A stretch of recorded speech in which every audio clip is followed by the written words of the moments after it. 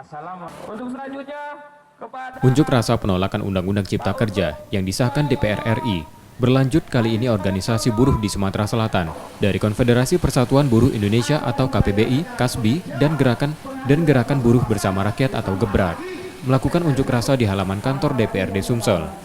Masa buruh kemudian ditemui Wakil Ketua DPRD Sumsel, Kartika Sandra Dewi, yang berjanji akan meneruskan tuntutan masa buruh ke DPR dan pemerintah pusat. Salah satu yang menjadi sorotan masa buruh adalah tentang kontrak kerja yang mereka nilai merugikan mereka karena dalam Undang-Undang Cipta Kerja, perusahaan dapat melakukan kontrak selamanya pada pekerja. Kalau memang Beneran dari nih? pusat sudah ada kalau begitu ini penutup dari saya. diterima atau Kita disambut akan oleh pemerintah sumpah pusat, tentunya bahwa akan diselesaikan pada daerah KPBI masing-masing. dan Setelah menyerahkan tuntutannya, masa buruh pun membubarkan diri. Selama unjuk rasa hingga bubar, unjuk rasa mendapat pengawalan dari polisi. Tim Liputan, Kompas TV, Palembang.